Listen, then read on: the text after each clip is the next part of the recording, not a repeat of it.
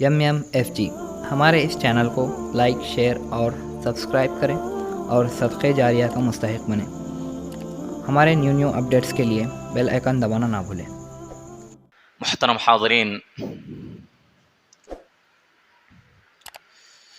سوال و جواب کی نشست شروع کرنے سے پہلے ایک چیز کی طرف تنبیہ مناسب سمجھتا ہوں، وہ یہ کہ یہ جو ساری چیزیں نکلی ہوئی ہیں، شاید خواتین کو یہ پریشانی ہو رہی ہے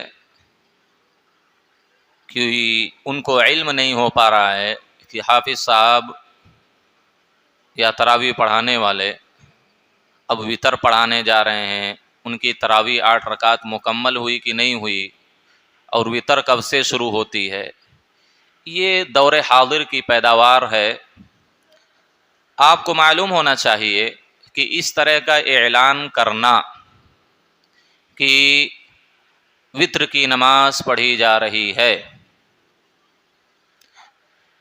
تراویح کی 4تھی رکعت شروع ہو رہی ہے، اس طرح کا اعلانات یہ کتاب و سنت سے ثابت نہیں ہے۔ آپ بتلائیں نبی صلی اللہ علیہ وسلم نے اپنی زندگی میں کتنے دن تراویح کی نماز پڑھائی؟ جماعت کے ساتھ آپ نے کتنے دن صحابہ کو نماز پڑھائی تراویح کی؟ 3 دن۔ ماشاء اللہ، اللہ یبارک فیکم۔ 3 دن آپ صلی اللہ علیہ وسلم نے تراویح کی نماز مسجد نبوی میں جماعت کے ساتھ پڑھائی۔ اس میں مرد حضرات بھی تھے، خواتین بھی تھیں، لیکن کیا آپ صلی اللہ علیہ وسلم نے اعلان کیا 8 رکعت مکمل ہونے کے بعد کہ اب وتر کی نماز شروع کی جا رہی ہے؟ کیا؟ نہیں کیا۔ اس کا مطلب یہ ہوا کہ سبب موجود تھا، عورتیں بھی آپ کے ساتھ نماز پڑھ رہی ہیں، سبب موجود ہونے کے باوجود بھی آپ کا اعلان اس بات کا نہ کرنا کہ تراویح کیا ہے، تراویح کی نماز ختم ہوئی، وتر پڑھی جا رہی ہے، یہ معلوم ہوا کہ سنت نہیں ہے۔ معلوم کیا ہوا؟ کہ عمل سنت نہیں ہے۔ اس کے بعد بھی دیکھ لیں، عمر بن الخطاب رضی اللہ تعالیٰ عنہ نے جب اپنے زمانے میں تراویح کو مسلسل ہمیشہ کے لیے باجماعت شروع کرنے کا اعلان کر دیا، تب سے آج تک تراویح باجماعت پڑھی جا رہی ہے۔ ورنہ ہے تھے ابو بکر کے دور میں چند لوگ ادھر پڑھ لے رہے تھے، چند لوگ ادھر، تو ہے تو عمر نے سوچا کیوں کتنا بہتر ہوتا کہ ایک امام کے پیچھے سب کو جمع کر دیا جائے۔ تو یہ کوئی نئی بدعت نہیں، اللہ کے رسول نے خود پڑھایا۔ تو بعد میں ہے تھے عمر نے سب کو جمع کر دیا، اور اس دور میں مسجد نبوی کتنی بڑی تھی، بے شمار مصلی اس میں آتے تھے، لیکن کیا کبھی اعلان ہوا کہ تراویح کی نماز ختم ہو گئی ہے، وتر کی نماز پڑھی جا رہی ہے؟ نہیں اعلان ہوا۔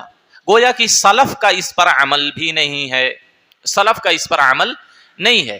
لہذا جس چیز پر عمل نبی صلی اللہ علیہ وسلم کا نہ ہو، اسلاف کرام کا نہ ہو، اس کا سادہ سا مطلب یہ ہے کہ وہ چیز دین کا حصہ نہیں ہے۔ اور میں یہ نہیں سمجھ پا رہا ہوں کہ آخر خواتین ہی کے حوالے سے یہ بات کیوں کہی جاتی ہے، خواتین ہی کو کیوں پریشانی ہوتی ہے کہ تراویح کی نماز ختم ہو گئی، 8 رکعت ہو گئی، اب 3 رکعت وتر پڑھنے جا رہے ہیں، کیوں یہ پریشانی لاحق آتی ہے؟ یہ لوگ اگر 23 پڑھتے تو کیا حالت ہوتی بھائی؟ 8 ہی میں یہ پریشانی ہو جا رہی ہے کہ وتر کب پڑھ رہے ہیں، کب تراویح ختم ہو رہی ہے۔ یہ 20-23 پڑھتے تو کب شمار کرتے؟ تو ان کو بتانا پڑتا 10 ابھی ہوئی ہے، اب 11-12 پڑھیں گے، اس کے بعد 16-17-18 ہوگی۔ ہاں، تو یہ سب اچھی چیز نہیں ہے۔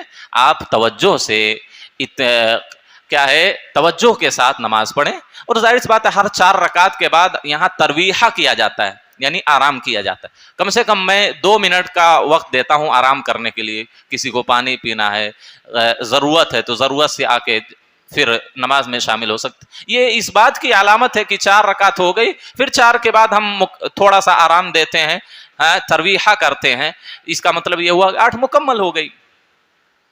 بہت آسان طریقہ ہے یہ سمجھنے کا کہ 8 رکعت ہوئی ختم، اب وتر کب شروع کی جا رہی ہے۔ لہذا اس طرح کی یہ سب چیزیں اعلانات کرنا یہ درست نہیں ہے۔ اچھا، ایک اور چیز میں بتلا دوں، بڑی دلچسپ چیز ہے یہ۔ وہ کیا ہے، ہم لوگ اعلان کرتے ہیں نا کہ پہلی رکعت میں سجدے تلاوت ہے، کرتے ہیں کہ نہیں کرتے ہیں؟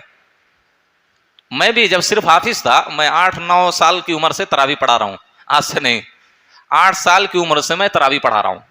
مجھے بھی جب علم نہیں تھا، میں صرف الحمدللہ رب العالمین جو اسے رٹ کے سب لوگ یاد کرتے ہیں، میں بھی یاد کیا ہوا تھا. شرعی علم نہیں تھا مجھے، احکام مسائل نماز کے معلوم نہیں تھے.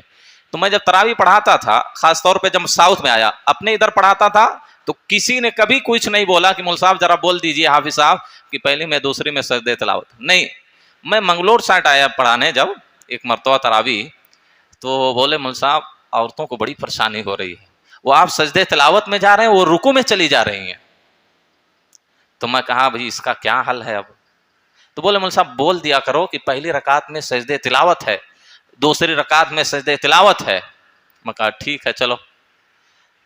اس کے بعد میں اعلان کیا، اور میرے ساتھ ایک بار نہیں ہوا، تقریباً 3 سے 4 مرتبہ ایسا ہوا. میں بول دیا بھائی پہلی رکعت میں سجدے تلاوت ہے یا دوسری رکعت میں سجدے. میں سجدے تلاوت کرنا ہی بھول گیا.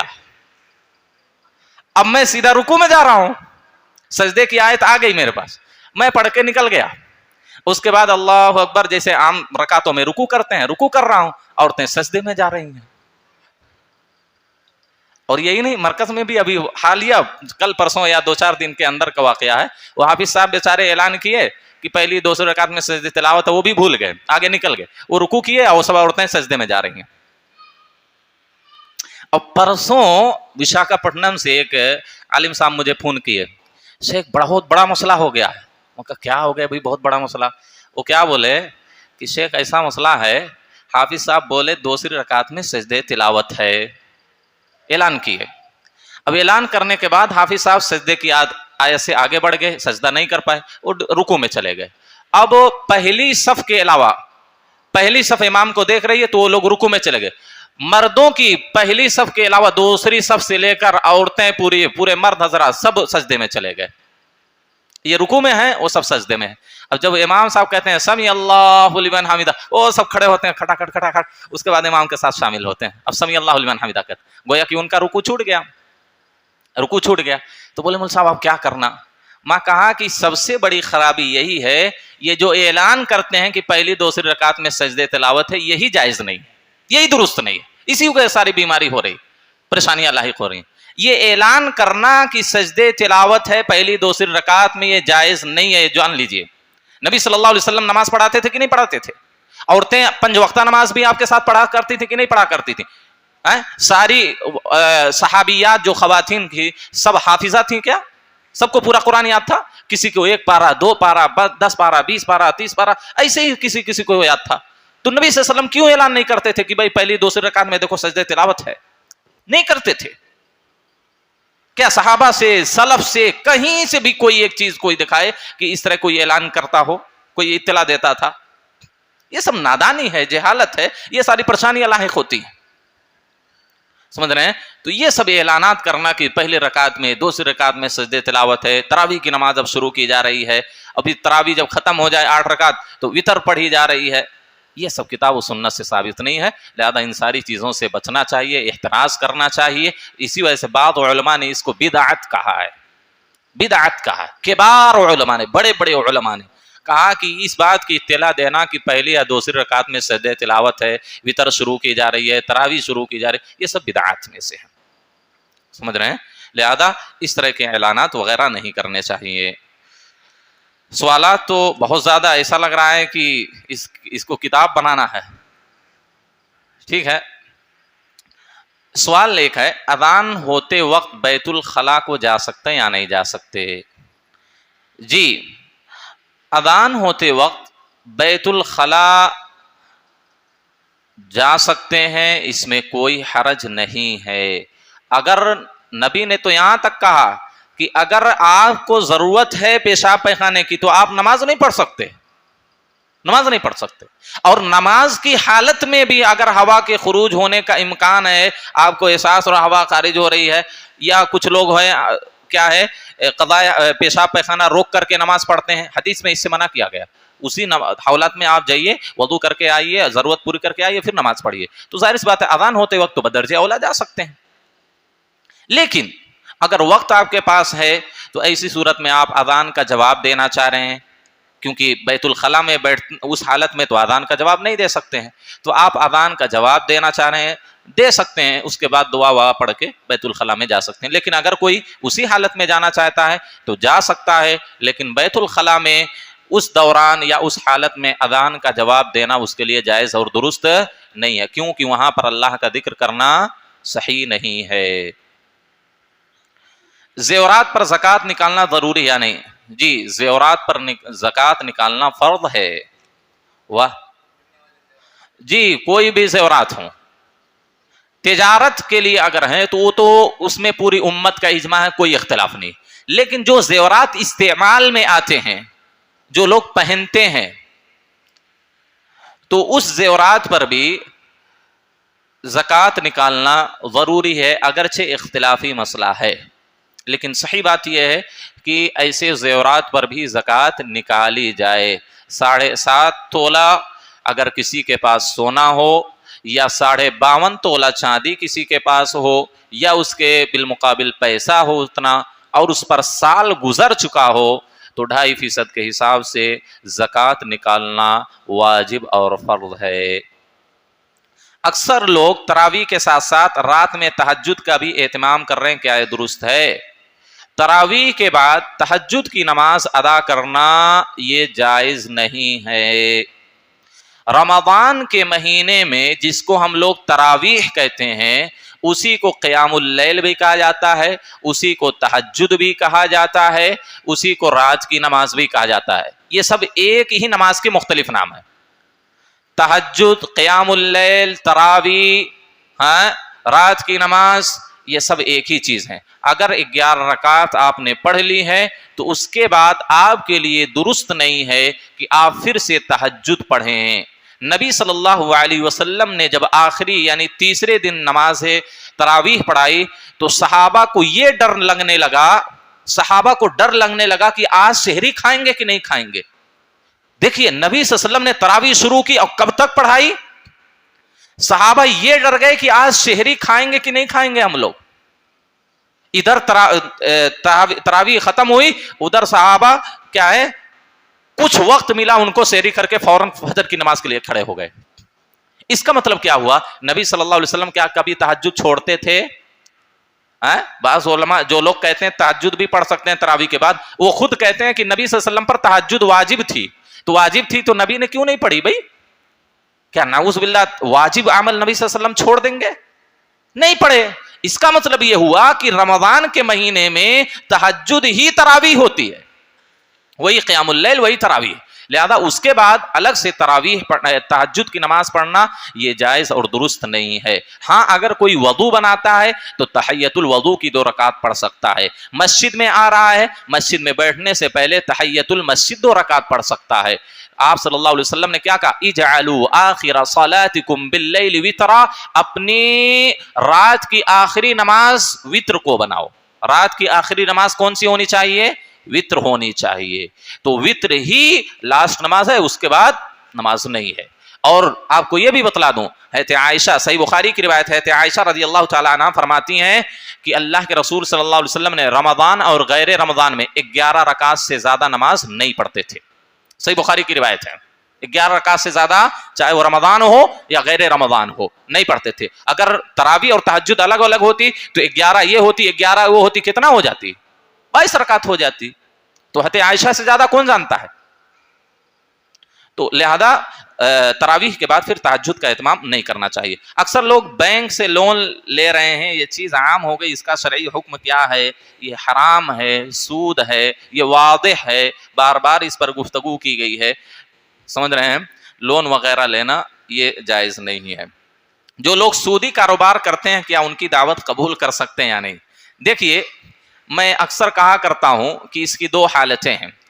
جو لوگ سودی کاروبار کرتے ہیں، اگر ان کی اکثر تجارت یا ان کی زیادہ کمائی حرام کی ہو تو ایسے لوگوں کی دعوت قبول نہیں کی جائے گی۔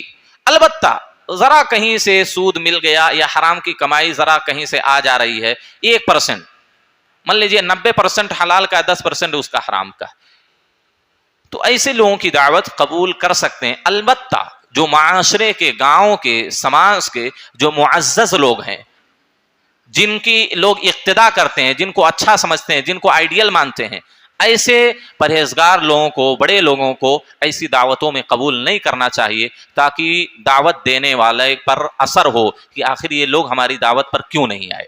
ہو سکتا ہے اس عادت کی وجہ سے وہ باز آ جائے۔ جیسے نبی صلی اللہ علیہ وسلم قرض جس کے اوپر ہوتا تھا نماز نہیں پڑھتے تھے، آپ کہتے تھے صلوا علی صاحبکم، جاؤ اپنے ساتھی کی نماز پڑھ لو، میں نہیں پڑھاتا۔ کیوں؟ صحابہ کو ڈر نہ لگنے لگا کہ بھئی اگر ہم قرض لے لیں گے، مر گئے تو اللہ کے رسول نماز جنازہ نہیں پڑھائیں، اور ظاہر سی بات ہے بہت بڑی خیر سے وہ انسان محروم ہو جائے گا۔ اللہ کے رسول کسی پر نماز جنازہ پڑھ دیں، اس میں دعا کرتے ہیں نا، دعا کرتے ہیں تو میت کی تو مغفرت ہو گئی، خلاص۔ تو نبی صلی اللہ علیہ وسلم نہیں نماز جنازہ پڑھتے تھے، کیوں؟ یہ ڈرانے کے لیے کہ قرض لینا بہت سنگین معاملہ ہے، کہیں ادا نہ کر پائے تو یہ جنت میں جانے سے آپ کو روک دے گا۔ شہید آدمی کے اوپر بھی اگر قرض ہو تو بھی جنت میں نہیں جا سکتا، اس کو قرض معلق کر دے گا، جنت میں نہیں جانے دے گا، سمجھ رہے ہیں؟ تو اگر اکثر کمائی سود کی ہو تو ایسی دعوت میں کسی کو شرکت نہیں کرنا چاہیے، لیکن اگر معمولی حرام کی کمائی ہو تو ایسی صورت میں وہ دعوت قبول کر سکتے ہیں، لیکن جو معاشرے کے معزز اور نیک لوگ ہیں ایسی دعوتوں میں ان کو شریک نہیں ہونا چاہیے۔ کچھ لوگ کہتے ہیں نا، ارے مولوی صاحب تو اس میں جا رہے ہیں، کیسے کہہ دے رہے ہیں کہ صحیح نہیں ہے؟ مولوی صاحب گئے تھے نا، یہ جب کمپنیوں میں پیسہ ڈال رہے تھے نا سب، وہ کون سی کیا کمپنی تھی؟ وہ الفلاح ہے، وہ ہیرا گولڈ ہے، تو لوگ کیا بولتے، ارے اتنے بڑے مدنی صاحب ہیں وہ ڈال رہے ہیں نا، حرام ہوتا کیسے وہ ڈالتے؟ وہ خود ڈلوا بھی رہے ہیں، لوگوں کو دعوت بھی دے رہے ہیں ڈالنے کی۔ تو یہی مسئلہ ہے، یہاں بھی وہی مسئلہ، ارے مدنی صاحب گئے تھے، فلاں جامی صاحب، مفتی صاحب گئے تھے، آپ کہہ رہے ہیں کہ نہیں جانا چاہیے۔ تو اسی وجہ سے ہم نے کہا معزز جو افراد ہیں ایسے لوگوں کو ایسی دعوتوں میں شامل ہونے سے پرہیز کرنا چاہیے۔ کھانا کھانے کے دوران قرآن سننا اور بات کرنا کیا ہے درست ہے؟ دیکھیے، قرآن سننے کے وقت بات چیت نہیں کرنا چاہیے، یہ قرآن کے ادب کے خلاف ہے۔ خود اللہ نے کہا وَإِذَا قُرِئَ الْقُرْآنُ فَاسْتَمِعُوا لَهُ، جب قرآن پڑھا جائے تو غور سے کان لگا کر سنو، وَأَنصِتُوا، اور خاموش رہو، وَأَنصِتُوا، اور خاموش رہو، بات چیت نہ کرو۔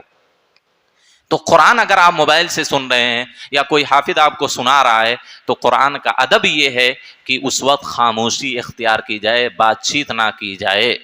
البتہ کھانا بنانے کے دوران یا کھانا کھانے کے دوران قرآن سننا جائز ہے، کوئی حرج نہیں ہے، لیکن غور سے سنیں، یہ نہیں کہ بس لگا کے رکھ دیے، جس طرح وہ دکانوں میں نا گانا لگا کے رکھ دیتے ہیں پھر مگن رہتے ہیں، اس طرح قرآن نہیں کرنا چاہیے، قرآن کا ادب کرنا چاہیے، قرآن کی تعظیم کرنا چاہیے۔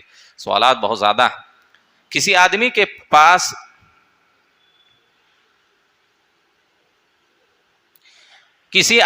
پاس کوئی چیز رہن میں رکھی ہوئی ہے ایک مدت تک، مگر وہ مدت ختم ہونے کے بعد وہ چیز لے کر نہیں گیا، تو کیا ہم اس چیز کو استعمال کر سکتے ہیں؟ نہیں، اگرچہ مدت اس کی متعین ہے لیکن پھر بھی وہ آپ کی ملکیت تو نہیں ہو سکتی ہے، الا یہ کہ اس کے خراب ہو جانے کا اندیشہ ہو، اس کے خراب ہو جانے کا اندیشہ ہو تو وہ چیز آپ استعمال کر لیں گے تاکہ وہ چیز ضائع نہ ہو، لیکن اگر وہ واپس آتا ہے لینے کے لیے تو آپ کو اس کی وہ چیز دینا ضروری ہے، ملکیت کسی کی ثابت نہیں ہو سکتی اس پر۔ یہودیوں کا عقیدہ ہے، اور وہ یہودیوں کا عقیدہ کیا ہے اور کس کو خدا مانتے ہیں، کس کو اپنا رسول بناتے ہیں؟ یہودیوں کے تو عقیدے آپ سب کو معلوم ہے، وہ اللہ کے رسول کو مانتے ہی نہیں، بہت ساری چیزوں کا انکار کرتے ہیں، اگرچہ وہ اہل کتاب میں سے ہیں، نبی پر ایمان نہیں لاتے، اور وہ عزیر کو اللہ کا بیٹا یا خدا مانتے ہیں۔ وقالت الیہود عزیر ابن اللہ وقالت النصارى مسیح ابن اللہ، یہود عزیر کو اللہ کا بیٹا یا خدا مانتے تھے، اور عیسائی لوگ مسیح یعنی عیسیٰ علیہ السلام کو اللہ کا بیٹا یا اللہ کا خدا کہتے تھے۔ اور رسول کس کو بناتے ہیں؟ رسول ان کے سب ہیں، نبی صلی اللہ علیہ وسلم کے علاوہ وہ سارے رسولوں کو مانتے تھے، لیکن نبی صلی اللہ علیہ وسلم پر وہ ایمان نہیں لائے۔ ایک سوال ہے، مسجد اقصیٰ کیوں مسلمانوں کے ہاتھ میں نہیں ہے؟ اس کی واضح ہے جواب یہی ہے کہ ہمارا کردار اس طرح نہیں ہے کہ ہمارے ہاتھوں میں رہے۔ امام البانی سے ایک مرتبہ پوچھا گیا تو انہوں نے اس کا جواب یہ دیا کہ جب تک لوگ اپنی حالت نہیں بدلیں گے تب تک مسجد اقصی مسلمانوں کے قبضے میں نہیں رہے گی. کئی بار مسلمانوں کے قبضے میں آئی کہ نہیں آئی, پھر ان کے قبضے میں ہو گئی. کیوں؟ جب ہماری حالت بدل جا رہی ہے, ہم کتاب و سنت سے, اسلام کی تعلیمات سے دور ہو جا رہے ہیں, تو اسی کا نتیجہ ہے کہ غیروں کے قبضے میں جا رہے. لیکن قیامت کے قریب جب ایک مرتبہ آئے گی ہاتھ میں, اس کے بعد نہیں جائے گی. قیامت کے قریب دعوتی کام میں دوسرے مذہبی کتابوں سے حوالہ دینا جائز ہے یا نہیں؟ بطور دلیل غیر مذہبی کتابوں سے, غیر اسلامی کتابوں سے حوالہ دینا درست نہیں ہے. اس کا مطلب یہ ہے کہ قرآن و حدیث اس کے لیے کافی نہیں ہے. بطور دلیل نہیں دے سکتے. بطور دلیل آپ صرف قرآن و حدیث کو, ہاں اس سے استشہاد کے لیے, استئناس کے لیے, اس کو سمجھانے کے لیے کہ بھائی دیکھو تمہاری کتاب میں خود یہ ہے. پہلے آپ قرآن و حدیث کے دلیل دیں کہ یہ کرنا درست نہیں, یہ کرنا جائز ہے, یہ ایسا ہے, وہ ایسا ہے, ٹھیک. اس کو سمجھانے کے لیے, استئناس کے لیے, استشہاد کے لیے آپ بول سکتے ہیں کہ بھائی دیکھیے تم نہیں مان رہے ہو, تمہاری خود کتاب میں ایسے لکھا ہے, دیکھو انجیل میں ایسا لکھا ہے, تمہارے مذہبی کتابوں میں, ہندوؤں کی کتابوں میں اس میں لکھا, ریگوید میں ایسا لکھا ہے, اس میں فلاں میں ایسا لکھا ہے کہ ایک ہی معبود کی پرستش کرنی چاہیے, یا اس طرح کی دلیل. تو اس کو دلیل نہیں, بطور دلیل غیر اسلامی کتابوں سے دلیل نہیں دینا چاہیے. یہ غیر اسلامی طریقہ ہے. نبی صلی اللہ علیہ وسلم کیا اس طرح کی دلیل دیتے تھے؟ نہیں. آپ ڈائریکٹ جو اللہ وحی کرتا تو وہ بولتے تھے. قرآن و حدیث دلیل ہے ہمارے لیے, سلف کرام, سلف صالحین کا منہج ہمارے لیے دلیل ہے. تو ہم نے کہا کہ بطور استشہاد اس کو سمجھانے کے لیے اس طرح کا کام کر سکتے ہیں. سیب کا استعمال کرنا,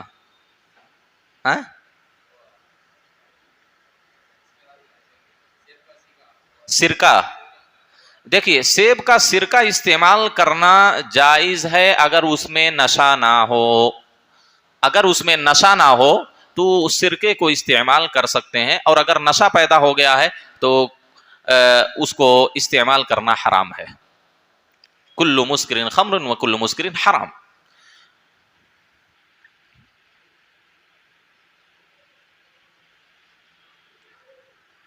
وتر نماز کے بعد 2 رکعت نماز پڑھ کر سونے پر تہجد کا ثواب ملے گا یا نہیں؟ نہیں, بالکل نہیں. وتر آپ نماز پڑھ لیے, اس سے پہلے جو تراویح پڑھ لیے وہی تہجد ہو گئی, اس کا پورا ثواب ملے گا.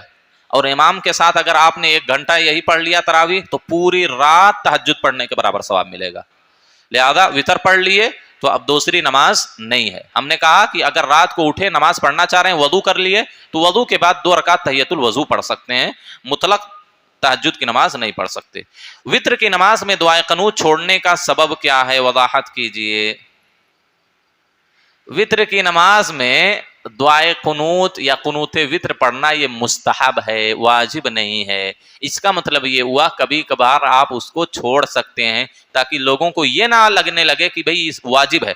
بعض لوگ صاحب آج دعا نہیں پڑھے نا, وتر میں قنوت نہیں پڑھے, ایسا لگ رہا ہے کہ کوئی واجب عمل چھوڑ دیے. نہیں, یہ وتر میں قنوت پڑھنا مستحب ہے. اگر کبھی کبھار چھوڑ دیں تو اس میں کوئی حرج نہیں ہے. تلاوت قرآن کے دوران اگر ہوا خارج ہونے پر تلاوت قرآن جاری رکھیں یا نہیں؟ دیکھیے بغیر وضو کے قرآن پڑھنا یہ جائز ہے, لیکن افضل اور بہتر یہ ہے کہ باوضو قرآن کی تلاوت کی جائے, باوضو قرآن کی تلاوت کی جائے. نبی صلی اللہ علیہ وسلم کے تعلق سے آتا ہے, کان نبی صلی اللہ علیہ وسلم یذکر اللہ علی کل احیان, آپ ہر حالت میں اللہ کا ذکر کرتے تھے. اور اس پر محدثین نے جو باب باندھا ہے وہ کیا, اللہ کا ذکر طہارت کی, بغیر طہارت کی حالت میں کرنا.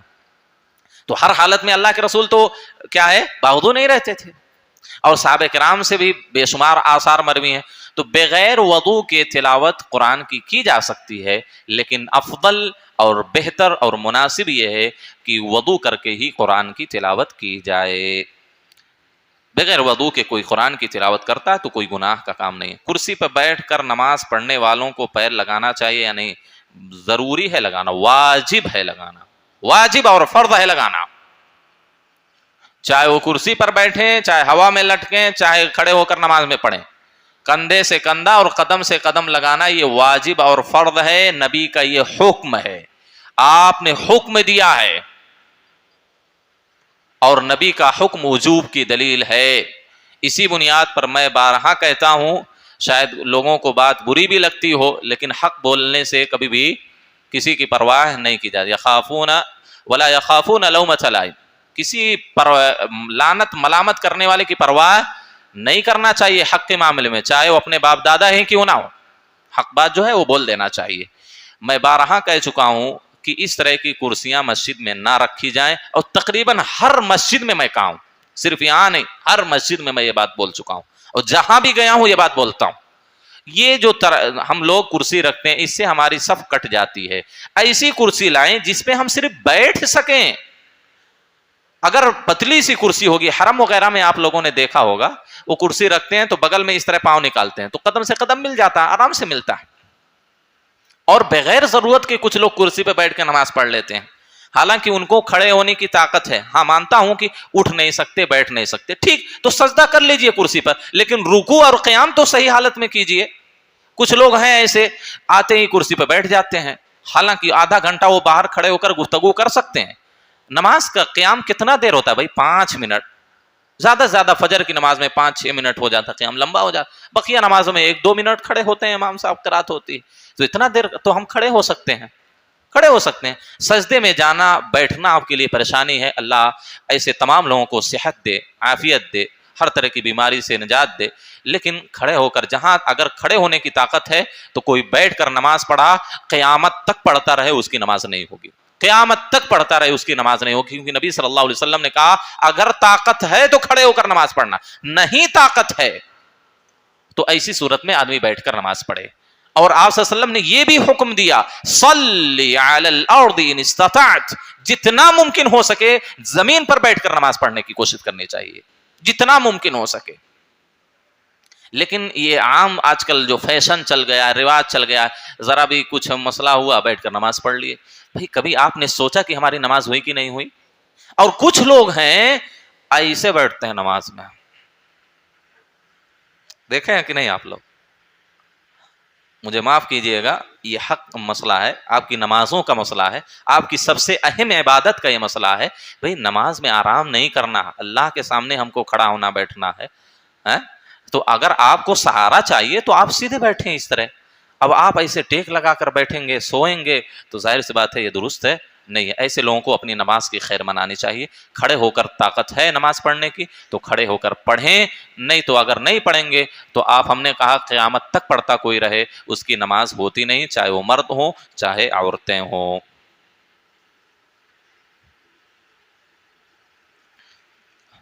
بس رہنے دیں بھائی، سوالات بہت زیادہ ہیں اور وقت ہمارے پاس. ہاں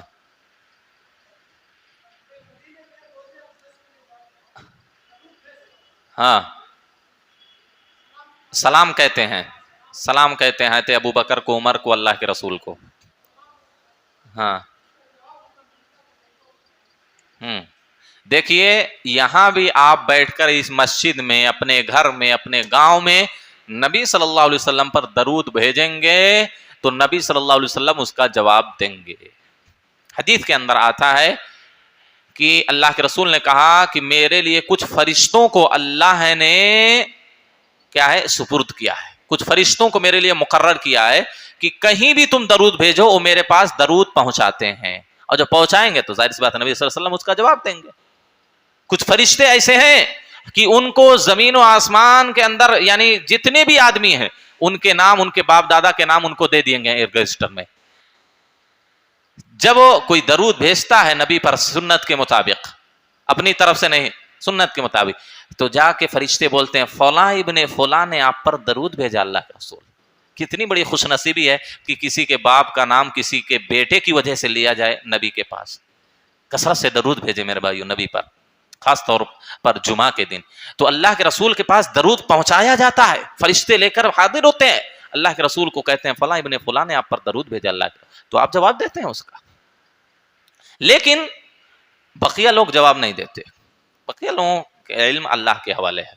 لیکن قبرستان میں جاتے ہوئے سلامتی کی دعا کرنا یہ نبی کی سنت ہے. السلام علیکم اہل الدیار من المؤمنین والمسلمین وَإِنَّا إِنْ شَاءَ اللَّهُ بِكُمْ لَاحِقُونَ نَسْأَلُ اللَّهُ لَنَا وَلَكُمْ. یہ دعا ہے، یہ دعا ہے. تو دعا قبرستان میں جاتے ہوئے سارے مردوں کے لیے دعا کرنا ہے، سمجھ رہے ہیں؟ اب فرشتے، حدیث میں نہیں آتا کہ فرشتے یہ سلام کو لے جا کر مردوں تک پہنچاتے ہیں پھر مردے اٹھ کر جواب دیتے ہیں، حدیث میں اس کا ورد، لیکن نبی کے متعلق یہ چیز واضح طور پر صحیح حدیث میں موجود ہے، تو نبی پر کثرت سے درود بھیجنا چاہیے۔ جی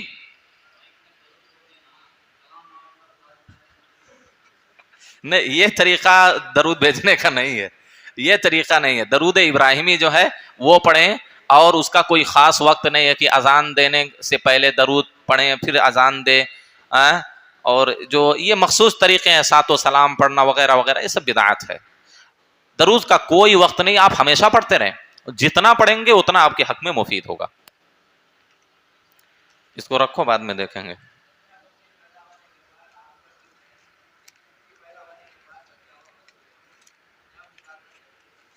دیکھیے، بچے کی پیدائش کے بعد کان میں، دائیں کان میں اذان دینا، بائیں کان میں اقامت کہنا، یہ جائز نہیں ہے، کیونکہ اس تعلق سے جتنی بھی حدیثیں ہیں کوئی بھی حدیث صحیح نہیں ہے، ساری کی ساری روایتیں ضعیف ہیں۔ اب یہ کہیں گے مول صاحب، فلاں مول صاحب بولے تھے، فلاں مول صاحب خود اذان دیا ہمارے بچے کان، بھئی میں بار بار کہتا ہوں مولوی صاحب دلیل ہیں، مولوی صاحب کوئی غلط کام بھی کر لیں تو صحیح ہو جاتا کیا؟ کچھ لوگ غیر لوگ کیا کہتے ہیں، ارے حرم میں 20 رکعت پڑھی جاتی ہے، جب ان سے وہی بات پلٹ کر بولو، وہ رفع دین بھی کرتے ہیں، آمین بھی کہتے ہیں، سینے پہ ہاتھ باندھتے ہیں، تب کہاں چلا جاتا حرم؟ حرم میں بیٹھ کے کچھ لوگ سگریٹ پیتے ہیں تو کیا حلال ہو جائے گا؟ پیتے ہیں کہ نہیں؟ مسجد نبی وغیرہ میں دیکھیں آپ لوگ نا، بہت سارے غلط کام کر لیتے ہیں، کوئی چوری بھی کر لیتا ہے، تو کیا چوری کرنا جائز ہو جائے گا؟ تو مولوی صاحب کے کرنے سے کوئی چیز نہ تو حلال ہوتی نہ حرام ہوتی ہے، سمجھ رہے ہیں؟ نبی کا قول و عمل ہمارے لیے دلیل ہے، نبی کی بات ہمارے لیے حجت ہے۔ نبی صلی اللہ علیہ وسلم سے صحیح سند کے ساتھ نومولود بچے کے کان میں اذان دینا یا اقامت کہنا ثابت نہیں ہے، لہذا یہ سنت نہیں ہے۔ جب سنت نہیں ہے تو اس سے ہم کو بچنا چاہیے۔ ہاتھ اٹھا کر دعا کرنے میں کوئی حرج نہیں، لیکن جہاں پر ثابت نہیں وہاں پر نہیں کرنا چاہیے، جہاں پر ثابت نہیں ہے وہاں پر نہیں کرنا چاہیے۔ کچھ لوگ یہ سمجھتے ہیں کہ بغیر ہاتھ اٹھائے دعا ہوتی ہی نہیں، یہ سب سے بڑا مسئلہ ہے۔ بہت سارے لوگ یہ سمجھتے ہیں کہ نہیں، دعا کے لیے ہاتھ اٹھانا ضروری ہے۔ آپ جاتے ہیں بیت الخلاء میں تو کیا پڑھتے ہیں؟ بسم اللہ اللہم انی اعوذ بک من الخبث والخبائث، پھر دروازہ بند کرتے ہیں غفرانک کہتے ہیں، کیا وہ بھی دعا ہے نا؟ کھانے کے بعد ہاتھ دھلے الحمدللہ الذی اطعمنی ھذا ورزقنی من غیر حول، سو کر اٹھے الحمدللہ الذی احیانا بعد ما، نہیں نا، ایک ادب ہے، دعا کے آداب میں سے ایک ادب ہاتھ اٹھانا، لیکن جہاں نبی نے اٹھایا وہاں شوق سے اٹھائیے، جہاں نبی نے نہیں کیا، 5 وقتہ آپ روزانہ نماز پڑھاتے تھے، کیا اسے دعا کرتے تھے ہاتھ اٹھا کے؟ کہیں بھی کوئی حدیث ہے؟ جتنی حدیث ہیں ساری روایتیں ضعیف اور موضوع، بلکہ مستقل میں نے اس کے بارے میں ایک کتاب عربی میں لکھی ہے، تخریج الاحادیث الواردہ فی رفع الیدین للدعاء بعد الصلاۃ المکتوبہ۔ ہم نے اس میں ساری حدیثوں کو جمع کیا، کوئی حدیث صحیح نہیں، کوئی حدیث صحیح نہیں۔ جب نبی نے نہیں کیا تو سنت نہیں ہے۔ اور عبادت کے باب میں کوئی یہ نہ کہے کہ نبی نہیں کیا ہے تو کیا کر نہیں سکتے، ہاں، عبادت اس وقت تک کوئی جائز نہیں ہو سکتی جب تک کہ دلیل نہ مل جائے، دلیل مل گئی تبھی وہ عبادت کر سکتے ہیں۔ پھر ہم کو دیکھنا کیسے کیا ہے اور کب کیا ہے، یہ ساری چیزوں کی دلیل ہونا چاہیے۔ دیکھیے عبادت کے باب میں ایک دلیل کافی نہیں، عبادت نبی نے وہ کی ہے، ٹھیک، اس کی دلیل مل گئی، اب کیسے کی ہے اس کی دلیل لیں گے، کیسے کی ہے اس کی دلیل مل گئی تو ٹھیک ہے، کب کیا ہے اس کی دلیل بھی الگ سے چاہیے، کتنی بار کیا ہے اس کی بھی دلیل الگ سے چاہیے۔ صرف ایک دلیل مل گئی دعا میں ہاتھ اٹھا سکتے ہیں تو جہاں چاہیں ہاتھ اٹھاتے پھریں کیا؟ کب کیا ہے، کب اٹھایا ہے، کہاں کہاں اٹھایا ہے، وہ دلیل لائیے، تو جہاں جہاں اٹھایا اٹھائے شوق سے۔ اب روزانہ 5 مرتبہ آپ نماز پڑھاتے تھے، آپ ہاتھ اٹھا کر دعا نہیں کراتے تھے لوگوں کو، معلوم کیا ہوا؟ یہ عمل سنت نہیں ہے، یہ دین نہیں ہے۔ بس وقت بہت زیادہ ہو رہا ہے،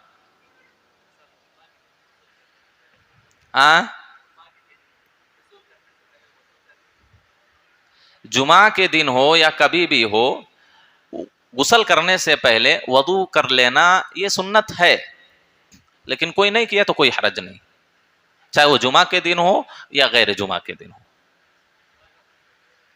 جمعہ کا غسل واجب ہے. غسل یوم الجمعۃ واجب علی کل محترم، یہ حدیث کا لفظ ہے واجب. ہر بالغ پر جمعہ کے دن غسل کرنا فرض ہے، واجب ہے. یہ صحیح حدیث ہے. خلاص. نہیں اچھا، وہ جو طلوع فجر سے پہلے، فجر کا وقت شروع ہونے سے پہلے جو غسل کر لیتے ہیں وہ غسل جمعہ کے لیے کافی نہیں ہے. پھر سے دوسرا غسل کرنا ہو وہ غسل نہیں، وہ تو اس کا جنابت کا غسل ہو گیا. وہ جنابت کا غسل ہوا نا، کہ جمعہ کا غسل ہوا. جمعہ کا غسل نہیں ہوا، وہ تو جنابت کا غسل آپ نے کیا ہے. جمعہ کا غسل کب ہوگا؟ طلوع فجر کے بعد اور یا طلوع شمس کے بعد. یوم کا لفظ استعمال کیا نا، وہ تو آپ نے رات میں وہ کیا ہے. اب ظہر کا وقت کب ہے؟ زوال کے بعد. زوال سے پہلے آپ ظہر پڑھ لیں نیت کر کے تو کیا ہو جاتی؟ کیوں نہیں ہوتی؟ کیونکہ اس کا وقت ہی نہیں ہوا. تو جمعہ کے غسل کا وقت کب ہے؟ افضل تو سب سے بہتر ہے طلوع شمس کے بعد، سورج کے طلوع ہونے کے بعد، تب دن کہا جاتا ہے کہ نہیں؟ اس سے پہلے رات ہوتی ہے.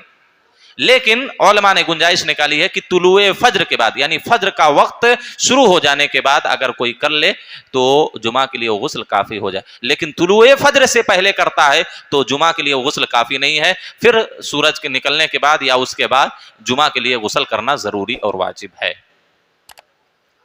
کوئی ضروری نہیں، کر لیے تو مکمل طریقہ ہے، وہ اکمل اور افضل طریقہ ہے. اللہ سے دعا ہے کہ اللہ ہم تمام لوگوں کو کتاب و سنت کے مطابق زندگی گزارنے کی توفیق دے. آمین.